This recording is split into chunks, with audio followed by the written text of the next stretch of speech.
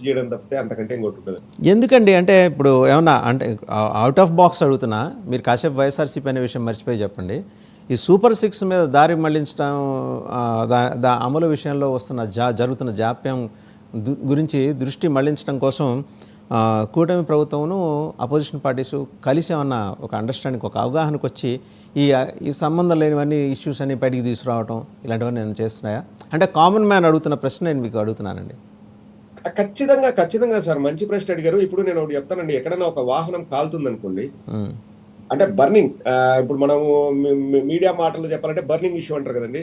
మనం నీళ్లు చల్లడానికి ట్రై చేస్తాం, లేదు ఏదైనా మనం మైండ్ డైవర్ట్ చేయడానికి మనమే ఆ కారుకో లేకపోతే ఆ వాహనానికి వెళ్ళి కొంచెం డీజిల్ పోసి అగ్గేయడము, మళ్ళీ మనమే వాటర్ వేస్తున్నట్టు కలరేజ్ ఇస్తున్నట్లు ఉందండి. అంటే ఇది ఎప్పుడు ఇంకా మీ దగ్గర మొత్తం ఇన్ఫర్మేషన్ ఉంటే ఇన్ఫర్మేషన్ బయట పెట్టి ప్రజలకు తెలియజేయండి. అప్పుడప్పుడు బయటికి తీసుకురావడము, మళ్ళీ దాన్ని కొంచెం అగ్గి పెట్టడం, మళ్ళీ వాళ్ళని నీళ్లు చల్లడము, మళ్ళీ చేయడం ఎందుకు అనేది ప్రజలు కూడా ఆలోచిస్తున్నారు. ఇప్పుడు ఒకటండి, మీరు చూస్తున్నారు 10 నెలల్లో ఇంత అవినీతిని కూడగట్టుకున్న ప్రభుత్వం ఎక్కడ చూడలేదు. నేను అన్నమాట కదండి, మీరు న్యూట్రల్ పర్సన్ గా చెప్పమన్నారు కాబట్టి నేను చూసి చెప్తున్నాను.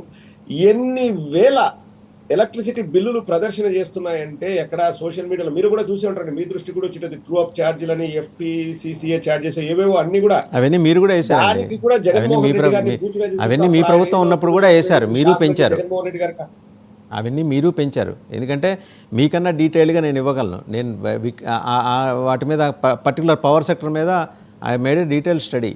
మీరు ఎలా చేశారు, వీళ్ళు ఎలా చేశారు, ఎవరైనా తక్కువ తిల్లా. సో ఇద్దరు ఈ విషయంలో అన్నదమ్ములే, బయట వాళ్ళేం కాదు, మీ ఇద్దరు అన్నదమ్ములే. కాదండి, ఒకటి పెరుగుతున్న నిత్యావసర వస్తువుల ధరలు విధంగాను ఎలక్ట్రిసిటీ ఛార్జెస్ అనేవి పెరుగుతాయి. ప్రతి టర్మ్ లో పెరిగాయి. మన భారతదేశానికి స్వతంత్రం వచ్చిన ప్రతి 5 ఏళ్లకు ఒకసారి కూడా పెరిగాయి. నేను అనేది ఏంటంటే, ఎలక్షన్స్ ముందు చంద్రబాబు నాయుడు గారు ఏం చెప్పారండి, నేను కరెంటు బిల్లులు పెంచను వీలైతే తగ్గిస్తాను. అవన్నీ రికార్డెడ్ అండి, అవన్నీ రికార్డెడ్. ఎందుకంటే రైటే కదా, ఆయన బిల్లులు తగ్గించి ట్రూ అప్ ఛార్జెస్ పెంచారు, అంతే కదా. అక్కడ మీరు తగ్గించింది మీకు గమనించట్లా, మీరు ఎంతసేపు పెంచింది గురించి మాట్లాడుతున్నారు మీరు. కాదండి, ఏరా అయితే పన్నుడు కొట్టుకోవడానికి అన్న చందాన at the end final bill ఉంటది కదండి, అది కదా ఇంపార్టెంట్. అది సో వ్యతిరేకత అనేది ఉందండి. అంటే ఇంకొకటి మీరు సార్, ఇది వ్యతిరేకత అంటారా, అసంతృప్తి అంటారా? ఎందుకంటే అసంతృప్తి, ఎందుకంటే ఈ మధ్య 2 psephology organisations they have carried out surveys and interestingly and astonishingly వాళ్ళ అవుట్కమ్ ఒకటే. 71 మంది ఎమ్మెల్యేలు 30% మార్కులు కూడా రాలేదు వాళ్ళకి. 20 నుంచి 30% మధ్య. 30% వచ్చిన వాళ్ళు ఆ 71 మందిలో 10-15 మందే ఉన్నారు.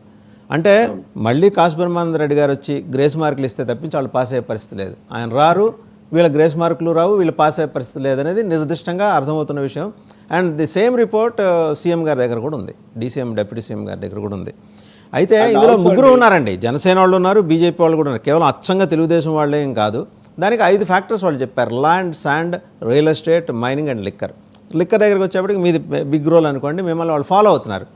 అంటే మీరు ఏంటంటే కొబ్బరికాయ కొట్టి శంకుస్థాపన చేస్తే రెస్ట్ ఆఫ్ ది స్ట్రక్చర్ వాళ్ళు నిర్మాణం చేసుకుంటూ వెళ్తున్నారు.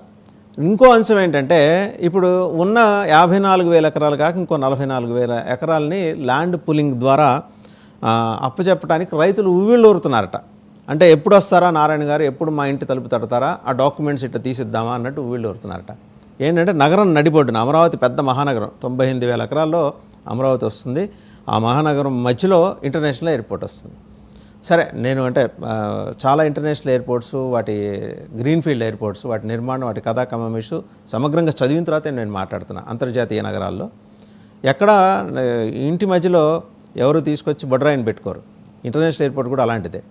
ఓ పక్క ఏం చెప్తున్నారు, 4 ఐకానిక్ టవర్స్, వాటి మధ్యలోంచి విమానాలు దూసుకుంటూ వచ్చి ఇంటర్నేషనల్ ఎయిర్పోర్ట్లో ల్యాండ్ అవుతాయి. టేక్ ఆఫ్ అక్కడే, ల్యాండింగ్ అక్కడే.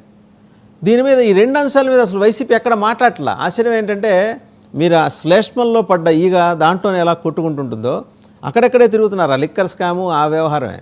ఇన్ని ప్రజలకు సంబంధించిన వ్యవహారాలు నడుస్తుంటే బయటకు వచ్చి మాట్లాడుతున్న వాళ్ళు లేరండి వైసీపీ నుంచి.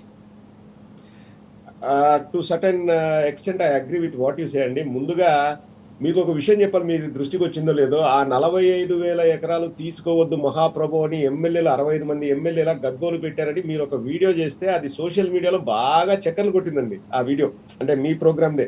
నేను కూడా ఎక్కడో ఎవరో నాకు